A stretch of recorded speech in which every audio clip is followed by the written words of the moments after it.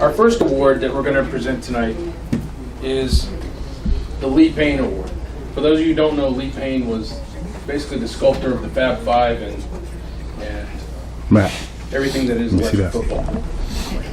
The foundation, if you will. They have everything that MFCA embodies: unity, fellowship, and integrity. And you walk away from it and you go, that was a good guy. I'd play that guy any day. So this year's winner is Mr. Adrian Ross.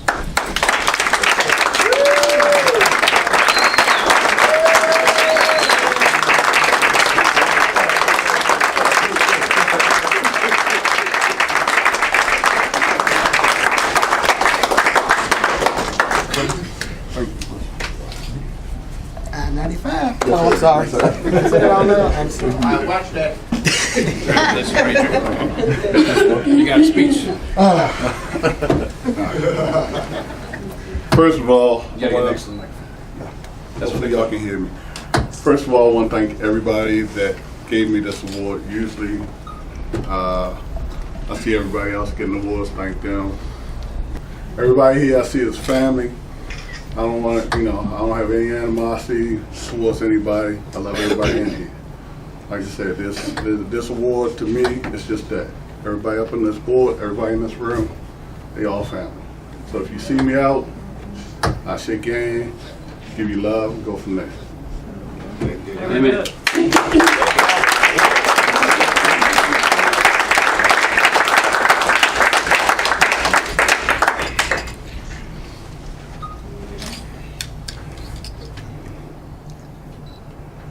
All right. Congratulations.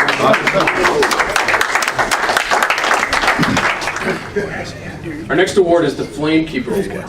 And this is an award that's given to somebody that's keeping the flame of the hobby alive and well. And they're doing this on their own. They're not doing it they didn't come to the MFCA asking to do anything. They just liked the game of electric football and they did something. Well, the something that was done last year was pretty cool, and I never thought of this, was an art show. Electric football and an art show. And there are many facets to this hobby. But Mr. Chris Baxter from Richmond, Virginia, took it on his own to have this art show in downtown Richmond, and he can probably tell you how long it was.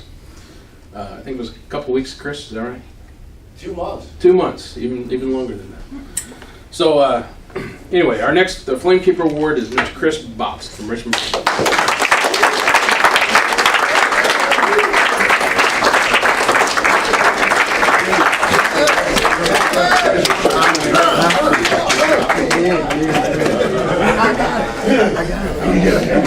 Thanks, fellas.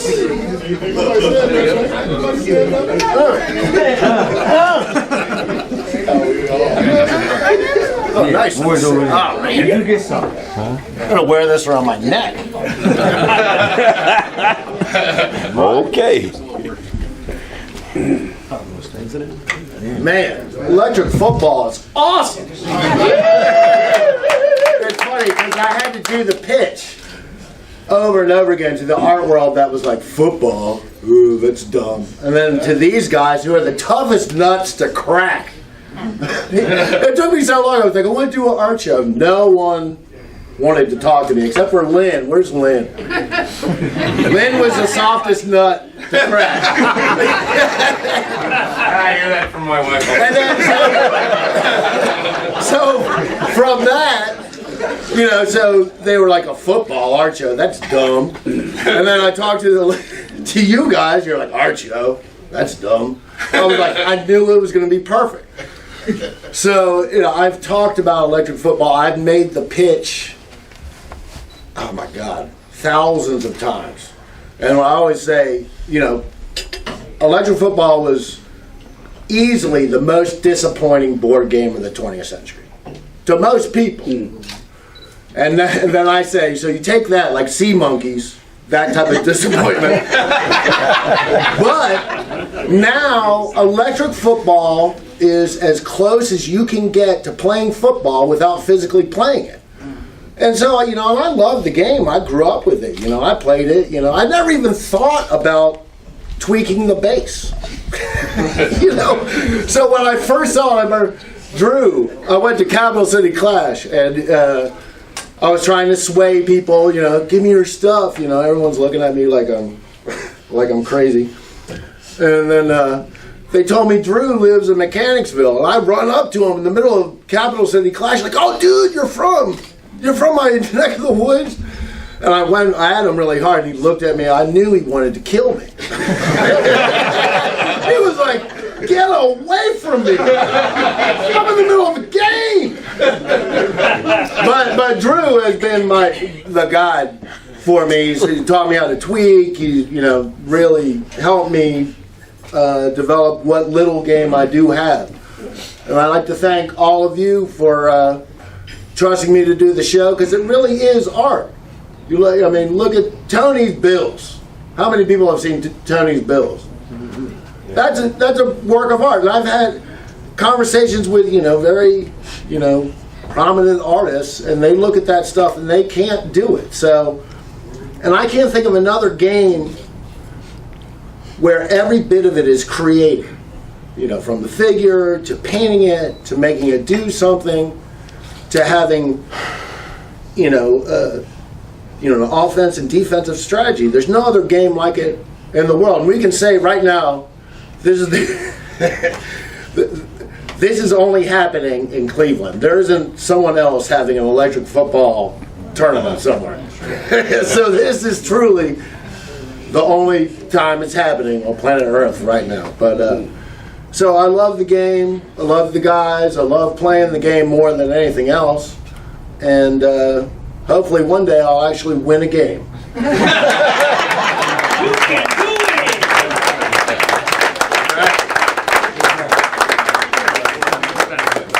Chris. Champion of the world.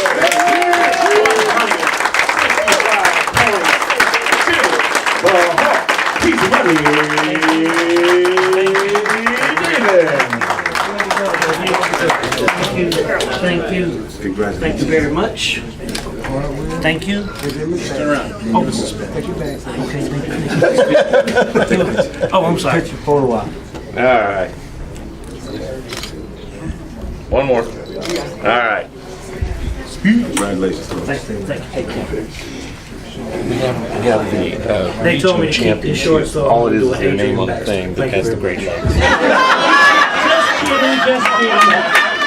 Adrian, you know, I just want to say thank you for the MFCA. I enjoyed playing the MFCA Hall League. I have a lot of great coaches in the Great Lakes that we play against each other. And I was just lucky enough that the people that I beat won enough games for me to achieve this. So thank you very much. This is the team or league or region that has amassed the most points in the MFCA Hall. And for the 4th year, it is the Great Lakes Electric Football League, led by none other than Jimmy E. Money Davis. And then Greg and Tony were your second and third point getters on that. right. Who was it? Tony. Greg Hartman. Oh, Tony Johnson. Oh, also Greg Hartman and Tony Johnson, who were second and third respectively for the Great Lakes, and they compiled the most points at the top end of the tournament, top end of MFCL, and they were the top 3 from the league that represented the highest point totals out of all the leagues and regions put together. Congratulations. Thank you. I will do an Adrian Baxter. Thank you very much. I get to take this home? I get to take this home? It's a perpetual. You gotta bring it back. Hang on. There we go. Give it back. Thank you. You got it, Corey? Yeah, I got it. All right, thank y'all. Anyone here representing Adrian Baxter that would like to say a couple quick words from the heart about Adrian that perhaps I couldn't do with all these words I'm about to give. Is there anyone here that would like to come up and say a few words? No? Okay. Jim, come on, Jim. Here we go. Jim's family, by the way. Here we go. I can't do it justice. We'll let somebody that can. I don't know about all that. I just know one thing that in my mind and a lot of coaches that I've talked to over the years, that this has been long overdue. Adrian Baxter, to me and to a lot of other coaches, is the #1 coach in the country and has been for many years. I love you, Adrian. His family, I know, is very proud of him. A lot of coaches in here is proud of him. He is a good friend, a good coach, a good associate, and a good helper to a lot of coaches. And he I guess, lights the fire up under me to keep it going. So, Adrian, congratulations. I love you, my brother. It's been long overdue. Should have been in there. Thank you. I was just thinking, you two got people wait. I get on that phone, I beg Adrian to come back. Because he, not only is he a good coach, he's committed. A lot of people can play and win, but when you're committed to finishing what you start, that's what makes him a level above. And he wins and loses with class. So, as the guy they call me the commissioner, as that, if I could have 31 Adrian Baxters in our league, we would be. I would be happy. It would make my job that much easier. And you wouldn't win a game. Hey, I don't care. The guy goes and reads the rules. Without further ado, I'm gonna pass it on my man Smokestack. Mr. Baxter came on scene early 2000. In 2004, he started right away, winning Beltsville Washington Championship Football League in January 2004 over Darrell Brevard. Follow that up with a Bama Blast Championship in the Pro Division, teamed up with Keith Chalmers. In June 04, beat Charles Lane Sr. Is that correct? Okay. Then he won the Bama Blast Championship College Division in June over Keith Chalmers. Follow that up, same year, Buzzball Summer Slam Championship over Norbert Revels. And as Corey said, the same common denominator. Those names represent the very best of this hobby, both in terms of sportsmanship and competition. And he did that first year. 05, BFL Columbus Day Bash Championship over Tom Rusnick. 06, BFL College Tournament Championship over Tom Rusnick. Same year, BFL Columbus Day Bash, October 6th. 07, 3 more championships, stopping off in Buzzball in the Winterfest over Joe Greco, and Buzzball in the Winterfest again over Kevin Bodier. So 07 was another good year. And we go on and on, page by page. He got too many And pages. eventually, your eyes are going to get glossed over. But suffice it to say, wherever he goes, He wins. he wins. Wherever he goes, he leaves an indelible impression. Okay? He is a competitor. I saw him come on scene. I had the pleasure of watching him come on scene early in 2000, and I saw someone who was inquisitive, intelligent, he shared, he was emotive, and he took the time, he spent the time in the craft. And those are the elements that make him a great player today. Not just a great coach, but a contributor to the hobby. Someone who is certainly worthy of Hall of Fame. The thing about the Hall of Fame is, no matter what you do, there's still room at the top for you guys. Guys or girls, or children. There's room in the Hall of Fame for someone like you. Mr. Baxter, as Jim said, demonstrated it year over year for the last 10 years straight. Every major tournament, from East to West to Midwest, okay? And everything in between. Exactly. And when he beats you, he's not taunting you. He is a dignified person. He loses with grace. And he is just a tribute to the hobby. In our league, and I know in your family, he is just a wonderful example to electric football and to the community. And with that, I'd like to present Adrian Baxter. And we're going to bring him up. Adrian, the Silver Surfer.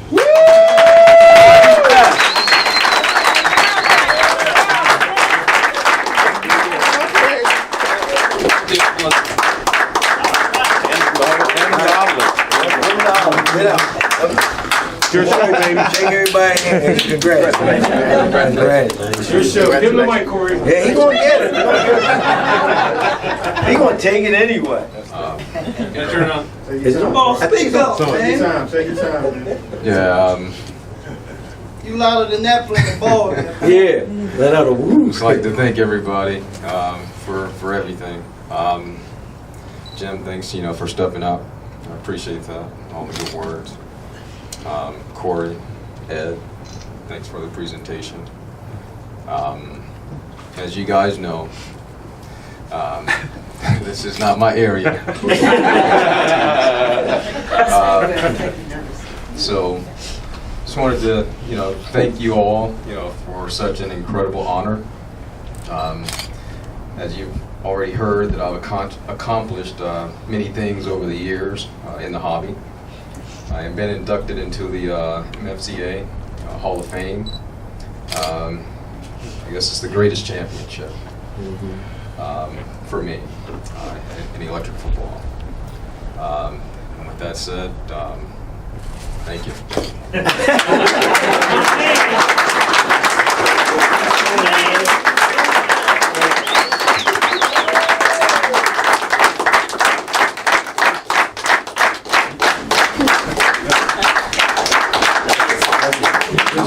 Forget something.